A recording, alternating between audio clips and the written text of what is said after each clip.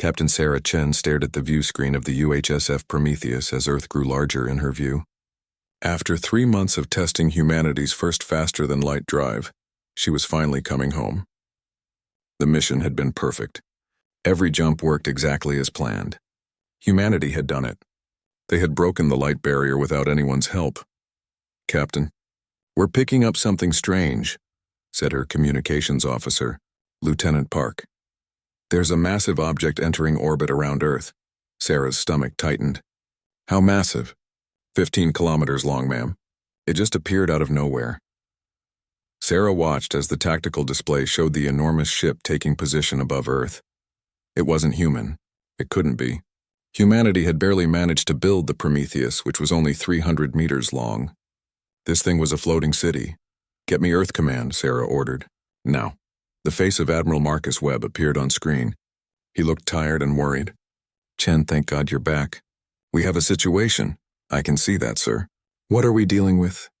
"First contact," Webb said. "They call themselves the Galactic Concordance. They've been waiting for us to show up with FTL capability. Apparently that's when they make contact with new species." Sarah felt a chill run down her spine. "Are they hostile?" "They say they're here to help us join galactic civilization," Webb replied. "But Sarah, you need to get down here. They want to meet with our leaders in person. And they specifically asked for you." "Me? Why me? You commanded the first human FTL flight. I guess that makes you important to them." 3 hours later, Sarah stood in the assembly hall of the United Human Systems Federation in Geneva. Representatives from every nation on Earth filled the room. The air buzzed with nervous energy. No one knew what to expect.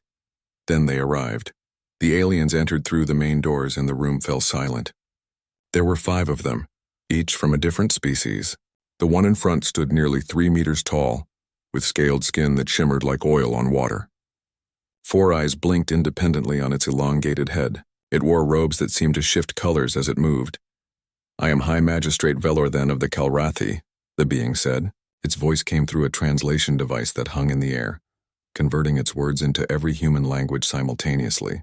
"I speak for the Galactic Concordance, a federation of 847 species that has maintained peace and order in this galaxy for 50,000 years. 50,000 years. Sarah tried to wrap her mind around that number. Human civilization was barely 10,000 years old. "We welcome humanity to the greater galactic community," Velor then continued. "We have watched your development with interest. Your achievement of faster-than-light travel marks your readiness to join us." The Secretary General of the Federation stepped forward. "We are honored by your presence, High Magistrate. Humanity has long wondered if we were alone in the universe. To find that we are not, and that you come in peace, fills us with hope." "Indeed," Velor then said. "However, joining the galactic community comes with responsibilities. For your own protection and the stability of civilized space, you must accept Concordance jurisdiction." Something in the way the alien said "must" made Sarah's hands clench into fists. Velor then activated a holographic display. Legal text appeared in the air, thousands of pages of it. "These are the Concordance Accords. Every species must agree to these terms upon first contact. The terms are simple. First, you will submit all military vessels to Concordance oversight. Your weapons are primitive but could still cause harm in ignorant hands." Murmurs rippled through the assembly. Sarah felt her jaw tighten. "Second," the alien continued, "you will follow Concordance-approved protocols for colonization. We cannot have young species spreading chaos across the galaxy. Third, Earth will pay tribute to the Concordance treasury. The amount is small, merely 1% of your gross planetary product." 1%? Someone shouted from the crowd. "That's hundreds of billions." Velorthen's 4 eyes blinked in what might have been the alien equivalent of a shrug. "The cost of civilization and protection. Fourth, you will adopt the Concordance legal system. Your current laws are understandably primitive and unsuitable for a spacefaring species." Sarah felt heat rising in her chest. They wanted humanity to throw away everything. All the laws, all the principles that humans had fought and died for over thousands of years. Finally, Velor then said, "Humanity will be classified as a junior species for a minimum of 500 years. During this time, you will have limited representation in the Concordance Council. This is for your own good. Young species require guidance," the room erupted. Delegates shouted questions and objections. Some looked terrified. Others looked angry. Sarah saw the Secretary General raise his hands, trying to restore order. "How long do we have to consider these terms?" the Secretary General asked. "There is nothing to consider," Velor then replied. "These are not negotiations. Every species accepts these terms. It is the way things are done. It is the only way things can be done. You have 30 days to prepare for integration. We will return then for your formal acceptance." With that, the aliens turned and left. The room exploded into chaos. Over the next 3 weeks, Earth tore itself apart in debate. Some argued for acceptance. The Concordance was clearly more advanced. Fighting them would be suicide. Others argued that humans didn't crawl out of caves and reach for the stars just to become someone's subordinates. Sarah attended meeting after meeting. Military leaders wanted to know if Earth could fight if it came to that. Scientists wanted to know more about Concordance technology. Politicians wanted to know how to avoid war while keeping some dignity. Finally, the Global Council reached a decision. They needed someone to deliver humanity's response to the Concordance.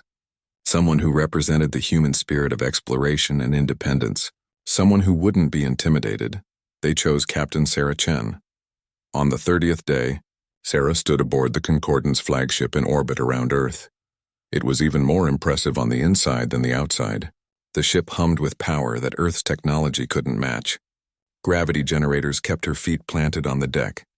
The air tasted strange but breathable. Velor then waited in a massive chamber filled with representatives from dozens of alien species. Cameras from across the galaxy were watching. This wasn't just about Earth anymore. This was a show for every species in the Concordance. "Captain Chen," Velor then said, his 4 eyes focusing on her. "Has humanity prepared for integration?" Sarah took a deep breath. Every eye in the chamber was on her. Every camera in the galaxy was recording this moment. She thought about all the humans who had fought for freedom throughout history. She thought about the principles that humanity had built over thousands of years. She thought about what it meant to be human. "High Magistrate," Sarah said, her voice steady and clear. "We appreciate you introducing us to the galactic community. We're excited to meet other species and learn about the universe." Velor then's scales rippled with what might have been satisfaction. "Then you accept the Concordance Accords?" Sarah smiled. It wasn't a friendly smile. "That's cute," she said. "We have our own laws, thanks." The chamber fell into absolute silence. Velor then's 4 eyes widened. Around the room, alien delegates froze in shock. No one moved. No one breathed. "I'm sorry," Velor then finally said. "I do not think I understood correctly. Are you refusing Concordance membership?" "We're refusing to be your subordinates," Sarah replied. "Humanity makes its own laws. We follow our own path. We achieved FTL on our own. We owe you nothing. This is not how things are done." Velor then's voice rose. "Every species accepts the Accords." "Then I guess we're the first ones with enough spine to say no." The silence in the Concordance flagship lasted only a few heartbeats, but to Sarah, it felt like an eternity. Then the chamber erupted. Alien delegates began speaking in dozens of languages. The translation devices struggled to keep up with the noise. Velor then raised one long arm. The room fell quiet again. His 4 eyes focused on Sarah with an intensity that made her skin crawl. When he spoke, his voice was cold and precise. "Captain Chen, perhaps you do not understand the situation. The Concordance has maintained order in this galaxy for 50,000 years. We have prevented wars. We have stopped genocides. We have created a civilization where 847 species live in peace."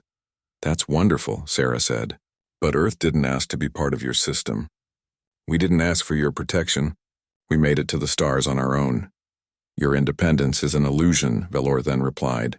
"You have 1 planet, 43 small colonies, 67 warships that our sensors classify as barely functional.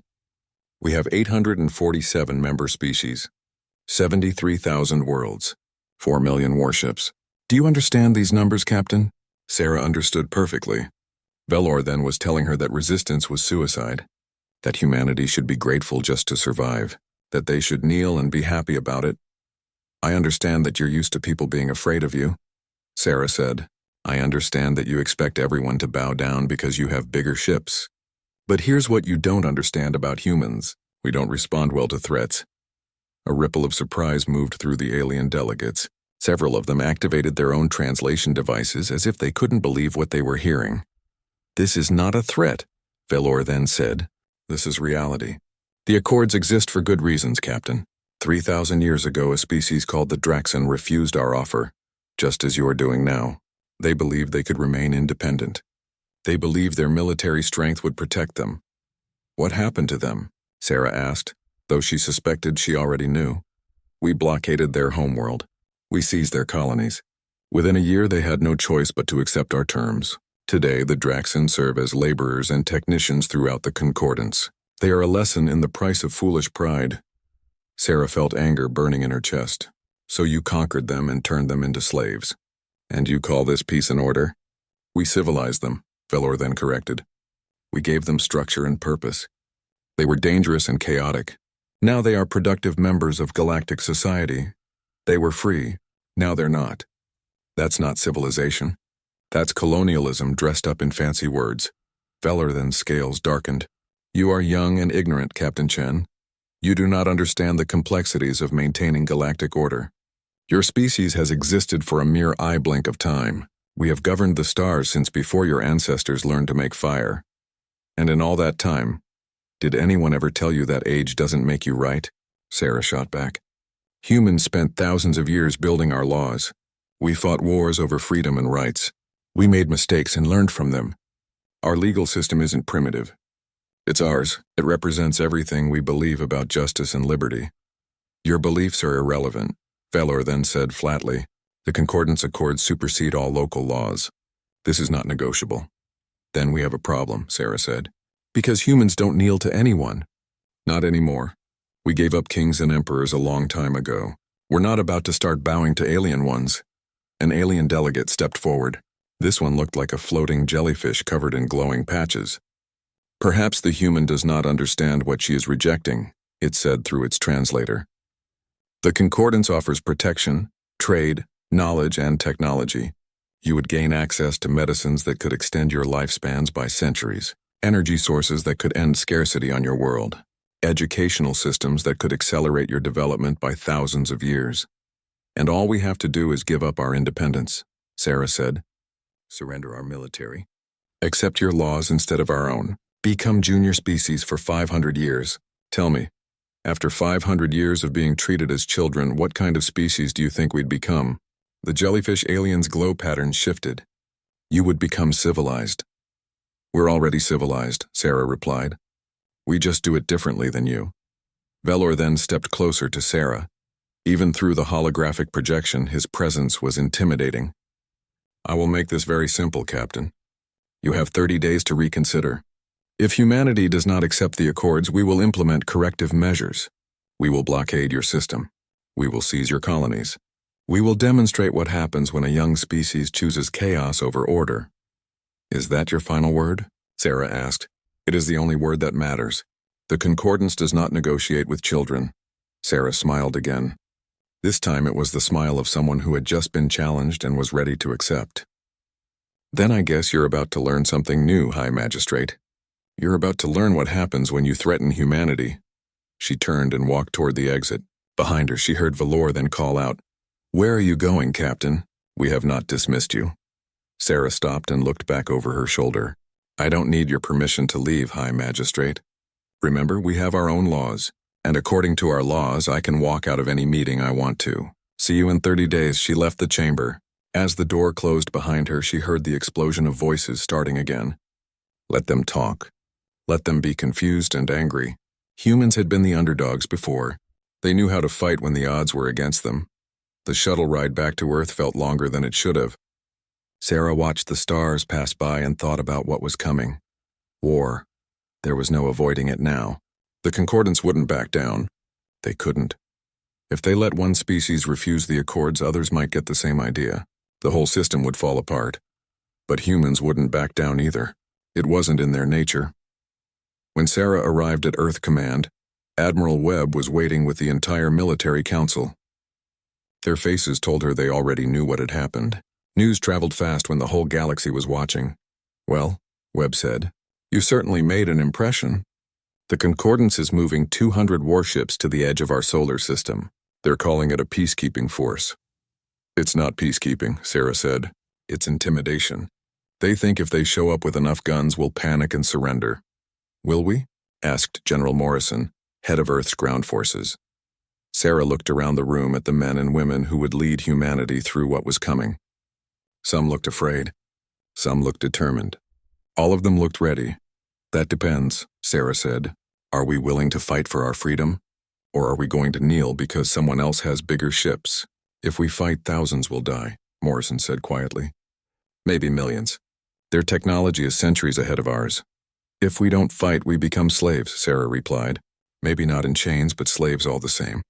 Slaves to their laws, slaves to their system, slaves to the idea that we're too young and stupid to govern ourselves. Is that really better than dying free? Webb walked to the window and looked up at the night sky. Somewhere up there, 200 alien warships waited to crush humanity if they didn't submit. My grandfather fought in the Unity Wars, Webb said, back when nations were still fighting over the old borders.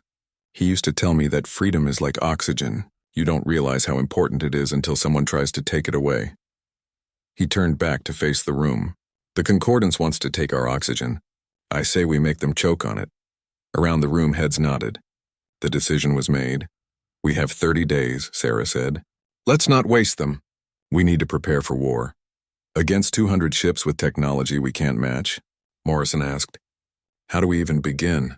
Sarah smiled. It was a dangerous smile. The smile of someone who knew they were outgunned but refused to quit. We fight dirty, she said. We use every advantage we have, and we make them remember something they forgot a long time ago. Sometimes the underdog wins. The war room at Earth Command never slept anymore. Sarah stood in front of a massive holographic display showing the Concordance fleet positioned at the edge of the solar system. 200 ships, each one capable of destroying Earth's entire navy. The numbers were terrifying. But numbers weren't everything. They're not moving, reported Commander Jackson from Tactical. They're just sitting there at the Kuiper Belt, waiting for our surrender. They've been doing that for 23 days, Admiral Webb said. 7 days left on their ultimatum. They really think we're going to break. Sarah studied the display. The Concordance formation was textbook perfect. Ships arranged in precise geometric patterns, supply vessels in the center protected by layers of warships. Everything organized and efficient. Too organized. Too perfect. They're comfortable, Sarah said. Look at them. They're not worried. They're not even particularly alert. This is routine for them. Because they've never had to worry, Webb replied. When you haven't fought a real war in 10,000 years, you get complacent.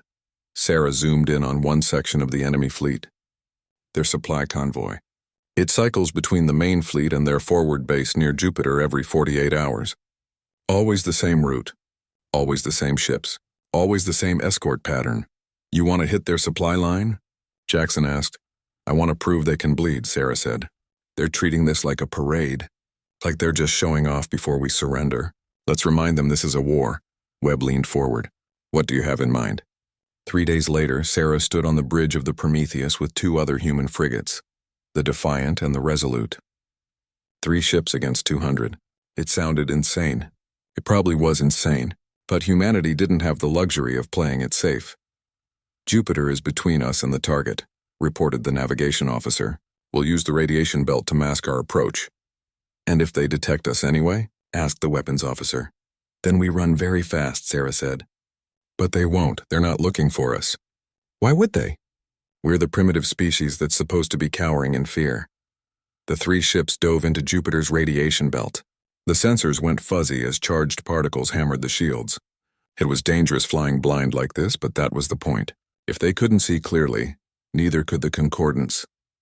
Approaching target zone, navigation reported. The supply convoy should be passing through in 3 minutes. Sarah felt her heart hammering. This was it. Humanity's first real strike against the Concordance. If they failed, if they got captured or destroyed, it would demoralize everyone back home. But if they succeeded, convoy entering range, Tactical called out. 8 supply ships, 4 escort vessels, standard Concordance patrol pattern. All ships prepare to engage, Sarah ordered. Remember the plan. Fast, coordinated, and get out before they know what hit them. The 3 human ships burst out of Jupiter's shadow. For a critical few seconds, the Concordance vessels didn't react. They weren't expecting anyone to be there. Their sensors were focused outward, watching for threats from Earth, not from Jupiter. Those few seconds were all Sarah needed. "Fire," she commanded. The Prometheus, Defiant, and Resolute opened up simultaneously. Missiles streaked across space. Railgun rounds punched through shields that weren't fully raised. Laser batteries targeted engines and weapon systems with surgical precision. The first Concordant supply ship exploded before it could even send a distress signal. The second lost its engines and began tumbling. The third took critical damage to its reactor core.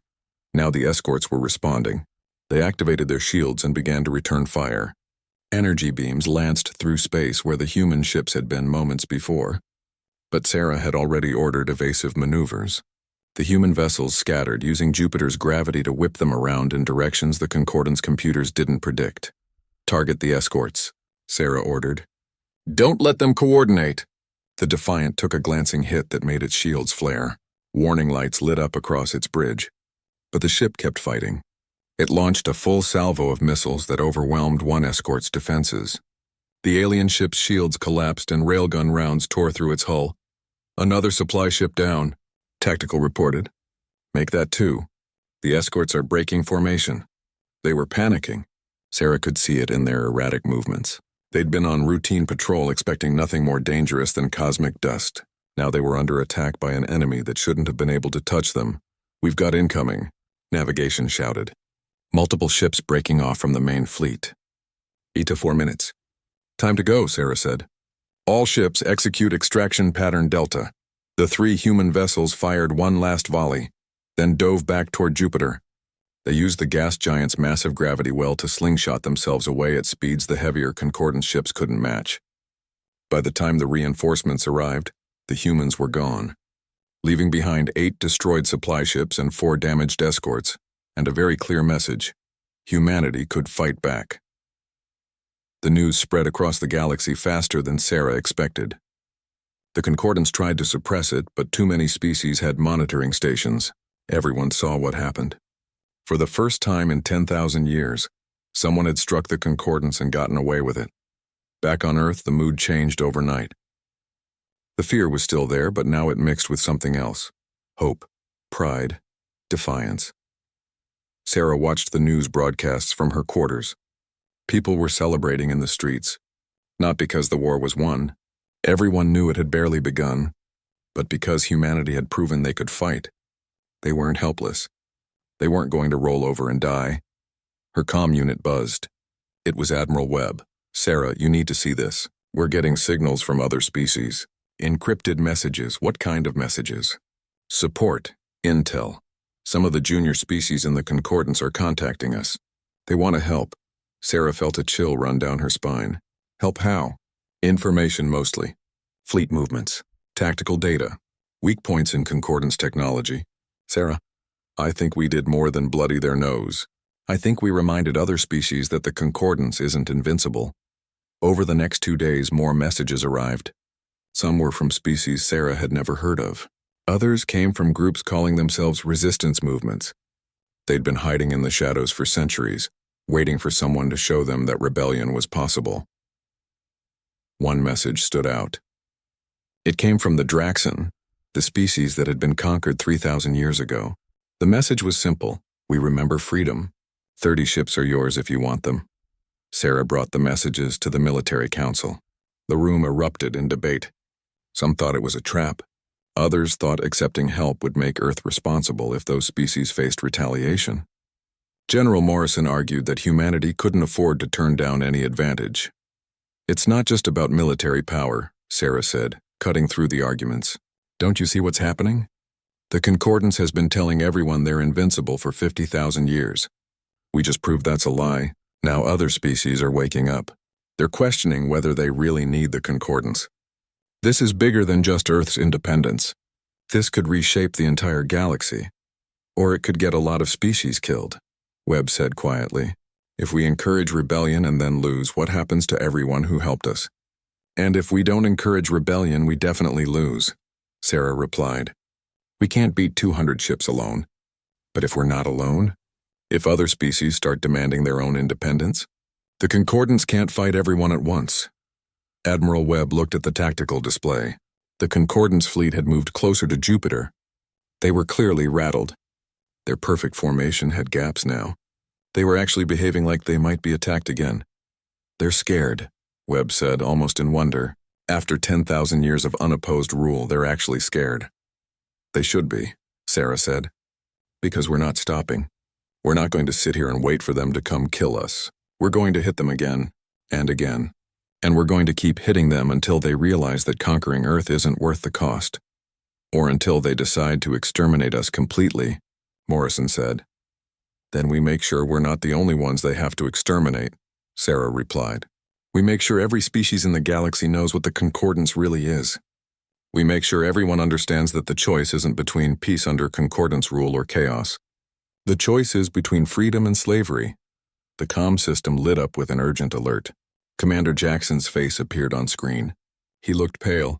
"Admiral, Captain, we just intercepted a Concordance transmission. They're not waiting the full 30 days anymore. High Magistrate Velor then has authorized a strike on Mars Colony. They're sending 75 warships. At 40 hours, the room went silent. Mars Colony had 200,000 civilians. It was humanity's largest off-world settlement. And it was about to become a battlefield. "They're making an example," Sarah said, her voice hard. "They're going to crush Mars to show everyone what happens when you resist." "We can't defend Mars," Morrison said. "We don't have enough ships out there." "Then we send everything we have," Sarah replied. "We evacuate who we can and we fight for the rest. Because if we abandon Mars, we might as well surrender right now." Sarah watched through the viewport as Mars grew larger. The red planet looked peaceful from space, but she knew that would change soon. Already, 75 Concordance warships were accelerating toward them. Behind Sarah, 30 human vessels prepared for battle, 30 against 75. The odds were bad, but not as bad as they could have been. "Status report," Sarah ordered. "All civilian transports are away," reported Commander Hayes. "We got about 80,000 evacuated. The rest refused to leave." Sarah felt her chest tighten. 120,000 people were still down there. They'd been given the chance to flee, but they chose to stay. Some said they wouldn't abandon their homes. Others said they would fight. Mars Colony wasn't just a settlement anymore. It was a symbol. "Enemy fleet entering weapons range in 10 minutes, Tactical called out. "They're maintaining attack formation. No attempts at communication." "They're not here to talk," Sarah said. "They're here to make us an example. All ships, battle stations. This is going to be rough." The Concordance fleet came in fast and hard. 75 ships that should have been overwhelming. Sarah's tactical computer calculated a 93% chance of human defeat. But computers didn't account for desperation. Or stubbornness. "Here they come," Hayes shouted. Space lit up with weapons fire. Energy beams slashed through the darkness. Missiles streaked across the void. The first exchange was devastating.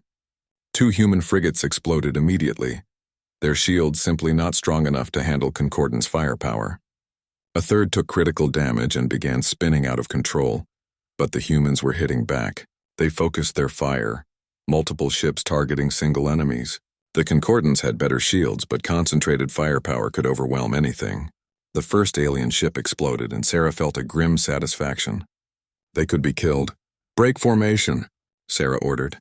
"All ships scatter and attack. Don't let them coordinate." The human fleet broke apart, each ship choosing its own target. It was chaos, but controlled chaos. The Concordance was used to fighting primitives who didn't know proper tactics. They weren't ready for opponents who threw away the rulebook entirely. On the surface of Mars, the colonists watched the battle through telescopes and cameras. They saw human ships dying. They saw explosions lighting up the orbital space.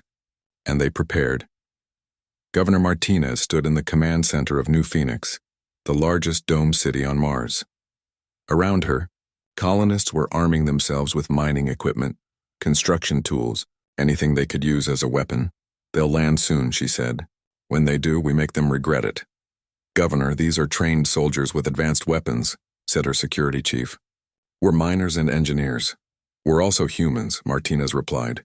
"And humans don't quit. Ever." Above the planet, the battle raged. Sarah's tactical screen was a mess of red warnings. 5 more human ships destroyed. 8 damaged. But they were taking Concordance vessels with them. 10 enemy ships were gone. Another 6 were crippled. "They're breaking through," Hayes shouted. 20 ships are heading for the surface." Sarah watched helplessly as Concordance landing craft began their descent. She wanted to follow to stop them, but she was locked in combat with 3 enemy cruisers. The Prometheus shuddered as another hit slammed into the shields. Shields at 30%. Engineering reported. Keep us in the fight, Sarah ordered. We're not done yet. On Mars, the first Concordance troops landed near New Phoenix. They were Calrathi soldiers, heavily armored and carrying weapons that could level buildings. They expected terrified civilians. They expected easy conquest. What they got was hell. The colonists hit them from every direction. Mining charges exploded under their feet. Construction mechs, repurposed as combat vehicles, charged at them with drilling arms. Snipers using hunting rifles took shots from hidden positions. It wasn't sophisticated. It wasn't pretty. But it was effective. The Calrathi soldiers had training and technology. The humans had fury and home field advantage. They knew every tunnel, every building, every hiding spot in the colony. They turned their own home into a maze of death. Governor Martinez led from the front, carrying a plasma cutter that had been modified into a makeshift weapon.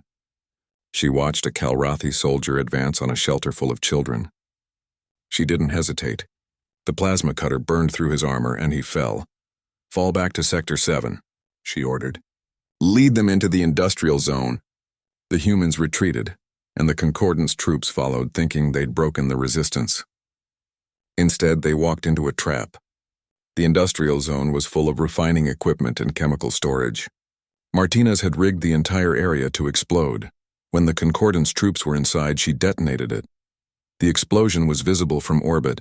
Sarah saw it on her screen and felt sick. How many humans had just died in that blast? How many had sacrificed themselves? Captain, Hayes called out. We've got a problem. The Concordance flagship just arrived. It's twice the size of anything else in their fleet. Sarah looked at the tactical display. The enemy command ship hung in high orbit, coordinating the attack.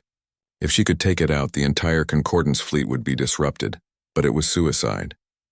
The flagship had more firepower than 10 normal ships combined. The Prometheus was already damaged. Attempting an attack would be the last thing Sarah ever did. She looked at the faces of her crew. They were exhausted, scared, but still fighting. She thought about the people on Mars dying to defend their homes. She thought about every human throughout history who had faced impossible odds. Hayes, plot a ramming course, Sarah said quietly. Captain, you heard me. Plot a course directly into the flagship's reactor section. Maximum speed. Sarah, that's suicide, Hayes said. It's necessary, Sarah replied. That ship is controlling their entire fleet.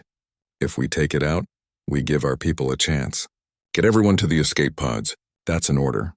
We're not leaving you, Hayes said. You don't have a choice. I need you alive to keep fighting. Now go. The crew hesitated, then began moving to the escape pods. Sarah remained at the helm, her hand steady on the controls. She activated the FTL drive. One short jump. Right into the heart of the enemy flagship. This is Captain Sarah Chen to all human forces, she broadcast. Keep fighting. Make them remember us. Make them know that humans don't surrender. Not today. Not ever. She pushed the throttle forward. The Prometheus accelerated, building speed. The Concordance flagship tried to move, but capital ships weren't built for quick maneuvers. Energy beams lashed out, trying to stop Sarah's approach. The shields collapsed. Hull plating began to melt. Sarah didn't slow down. She ejected at the last second, her escape pod flying clear, just as the Prometheus struck the flagship. The collision happened at a significant fraction of light speed. The impact released energy equivalent to a nuclear bomb. The Concordance flagship didn't explode. It simply ceased to exist. The shockwave took out 5 nearby ships. The remaining Concordance fleet, suddenly leaderless, fell into chaos. Sarah's escape pod tumbled through space, alarms screaming. She was vaguely aware of pain, of blood on her face. The pod systems were failing. She watched through the cracked viewport as human ships pressed their attack, taking advantage of the enemy's confusion. This is Rescue Team Delta, a voice came through her damaged comm. We've got you, Captain. Hold on. Sarah tried to respond but couldn't. Everything hurt. The last thing she saw before darkness took her was Mars still hanging in space. Still unconquered. When Sarah woke up, she was in a medical bay. Admiral Webb sat beside her bed, looking older than she remembered. How long? She asked, her voice rough. 3 days, Webb replied. You had a concussion, broken ribs, and enough radiation exposure to kill most people. The doctors say you're too stubborn to die. Mars? Webb's face was grim. We held it. The Concordance retreated after you took out their flagship. But Sarah, the cost... He paused. 47,000 dead. Civilians and military. New Phoenix is mostly ruins. 6 other domes are severely damaged. Sarah closed her eyes. 47,000. That was 47,000 families destroyed. 47,000 futures ended. The price of freedom was supposed to be high, but knowing that didn't make it hurt less. Did it matter? She asked. Did their deaths mean anything? Webb leaned forward. Sarah, the galaxy is watching. What happened at Mars is spreading across every species in the Concordance. 3 junior species have demanded treaty renegotiations. 2 others have declared independence outright. The Draxan have revealed they maintained a secret fleet for 3,000 years, and they're offering it to anyone who wants to fight. The entire Concordance structure is shaking. So we traded 47,000 lives for political chaos. We traded 47,000 lives for hope, Webb corrected. For the first time in 50,000 years, species across the galaxy believe they can be free. That's what those people died for. Sarah tried to sit up and immediately regretted it. Pain shot through her ribs. What's happening now? Webb's expression darkened. High Magistrate Velor then is mobilizing 500 warships. He's calling it the final sanction. They're going to exterminate humanity, Sarah. Not conquer us. Kill us, every man, woman, and child. They want to make sure no other species ever gets the idea to resist again. When? Sarah stood in the communications center, still feeling the ache in her ribs with every breath. Around her, screen showed faces from across the galaxy. 17 species had answered her call. Some were junior species from the Concordance. Others were resistance groups that had been hiding for centuries. The Draxan commander, a scarred veteran named Krelthor, looked at her with fierce respect. Captain Chen, Krelthor said through the translator, my people have waited 3,000 years for this moment. We thought we were alone. You showed us we were wrong. We're all alone unless we stand together, Sarah replied. The Concordance is sending 500 ships to destroy Earth. If they succeed, they'll use humanity's extinction as a warning to every other species. They'll say this is what happens when you resist. Then we cannot let them succeed, said Ambassador Trell, a delegate from the Venturi species. But Captain, 500 ships. Even with all our forces combined, we have only 90 vessels. The mathematics are not in our favor. Mathematics never are when you're fighting for freedom, Sarah said. But we're not going to meet them in open battle. We're going to do something the Concordance never expects. We're going to attack Concordia Prime. The screens erupted with alien voices. Admiral Webb, standing beside Sarah, looked at her with concern. Sarah, that's the Concordance capital world. It's protected by thousands of defensive platforms. Even if we got close, we'd never make it to the surface. We're not trying to conquer it, Sarah explained. We're going to broadcast the truth. For 50,000 years, the Concordance has maintained power through a lie. They tell every species that their rule is natural and inevitable, that they've always been the rightful leaders of the galaxy. But I've been doing research with help from our new friends. The Concordance wasn't always a federation. It started as a conquest. 5 powerful species subjugated hundreds of others, then rewrote history to make it seem legitimate. Krelthor's face showed what might have been a smile. The archives. You found the hidden archives. A Draxan researcher smuggled them to us, Sarah confirmed. Records from before the Concordance rewrote history. Proof that they're not benevolent leaders. They're just the winners of an ancient war who convinced everyone else to forget they ever fought. If we broadcast this information, Trell said slowly, it would undermine their entire authority structure. Exactly, Sarah replied. We hit Concordia Prime, we hacked their communication systems. We broadcast the truth to every species in the galaxy simultaneously. Let them see what the Concordance really is. Let them decide if they want to keep following these so-called leaders. The Concordance will still send 500 ships to Earth, Webb pointed out. Maybe, Sarah said. Or maybe when 200 species suddenly start demanding answers, they'll have bigger problems than one stubborn human planet. Over the next 10 days, the plan took shape. 90 ships from 17 species gathered in secret. Engineers shared technology. Tacticians exchanged strategies. For the first time in galactic history, species that had never met before worked together toward a common goal. Sarah spent her time coordinating and planning. Her body still hurt, but there was no time to rest. Earth's survival depended on the next few days. On the 11th day, the Allied fleet jumped to Concordia Prime. The Concordance homeworld was beautiful. 3 moons orbited a planet covered in gleaming cities. Millions of ships moved through its orbital space, going about their peaceful business. Defensive platforms bristled around the planet, but they were designed to stop invasion fleets, not small strike forces. Remember, Sarah broadcast to the fleet, we're not here to cause destruction. We're here to spread information, hit the communication hubs, upload the archives. Let every species hear the truth. The Allied ships split into teams. Each team targeted a different communication satellite or relay station. The Concordance defenders responded quickly, but they were confused. Why would anyone attack communication systems instead of military targets? Sarah led her team, flying a new ship called the Prometheus II, toward the central broadcast facility. Concordance fighters swarmed them, but the Draxon ships provided cover. Energy beams lit up space around them. We're through, her pilot called out. Approaching the facility now. Begin the upload, Sarah ordered. The hidden archives began broadcasting. 50,000 years of suppressed history flooded through the Concordance communication network. Every screen on every world suddenly showed the same thing: the truth. Species across the galaxy learned that the Concordance began with 5 aggressive species conquering their neighbors. They learned about the genocide of 16 species who refused to submit. They learned about how the Concordance rewrote laws to favor the founding species, while keeping everyone else as second-class citizens. They learned that the junior species designation had no time limit. It was permanent subordination disguised as mentorship.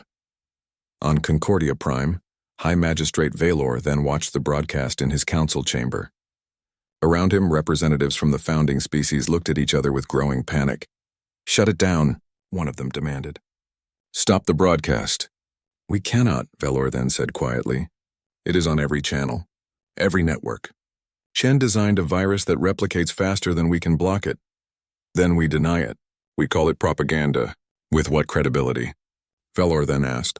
"She has original records, documents with her own authentication codes. She has proof, and now everyone has seen it." His communication console lit up with incoming messages, hundreds of them, thousands.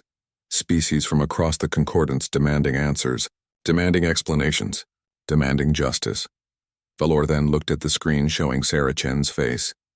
The human captain stared back at him from across the light years, her expression calm and determined. "You wanted to exterminate us," Sarah's recorded message played. "You wanted to make an example of humanity. But instead, humanity made an example of you. We showed the galaxy that your power is built on lies, that your authority exists only because no one questioned it. Well, we're questioning it now, and we're not the only ones." Valor then closed his eyes. In that moment, he felt every one of his 300 years of life. He had dedicated his existence to maintaining the Concordance, to preserving order, to preventing the chaos that would come if species were allowed to govern themselves. But looking at the messages flooding in, he realized that chaos was already here. The order he had tried to maintain was shattering, and perhaps it deserved to shatter. He opened a private communication channel. "Captain Chen, I wish to speak with you directly." Sarah's actual face appeared on screen, transmitted in real time. She looked tired and injured, but her eyes were sharp. "High Magistrate," she said. "Calling to threaten us some more?" "No," Valor then replied. "Calling to negotiate." "Negotiate what?" "Our extinction?" "The Concordance's reformation," Valor then said. The words felt strange in his mouth, but also somehow right. "Captain Chen, what you have done in these past weeks has caused more disruption than anything in 50,000 years. You have exposed truths we tried to bury. You have inspired rebellion across hundreds of worlds. You have shattered the foundation of our civilization." "Good," Sarah said flatly. "But you have also shown me something I had forgotten," Valor then continued. "You have shown me that a species' value is not determined by age or technology. It is determined by spirit, by will, by the courage to stand for principles even when facing extinction. The Concordance has lost that courage. We became comfortable in our dominance. We forgot what it means to truly believe in something worth dying for." "So what are you saying?" Sarah asked. "I am saying that you were right. The Concordance in its current form is unjust. It is colonialism disguised as civilization, and I am tired of defending it." Valor then looked at his fellow council members who were staring at him in shock. "I propose a negotiation. Not for your surrender, but for mutual reformation. Help us build something better." Sarah was quiet for a long moment. What about the 500 ships heading to Earth? I am recalling them, Valor then said. There will be no extermination. No final sanction. Instead, there will be dialogue. 3 months later, Sarah stood in a massive assembly hall on neutral ground. Representatives from 512 species filled the space. Some were founding concordance members. Others were former junior species. Many were groups that had never been part of the concordance at all. This was the first reformed Galactic Assembly. For weeks they had debated and argued. Some wanted to disband the concordance entirely. Others wanted to maintain it, but with reforms. Humans proposed a new system based on principles they had developed over centuries of their own political evolution. Finally, they reached consensus. The old concordance would end. In its place would be a true federation. Every species would have equal representation. No junior species designation. No imposed laws. Each world would maintain sovereignty over its own territory and people. The central principle was simple. No species could govern another without explicit consent. When the vote came, it passed with overwhelming support. Sarah watched as Velor then stepped up to make the closing remarks. The old Kalrathi looked different now, less certain perhaps, but also somehow lighter, as if a weight had been lifted.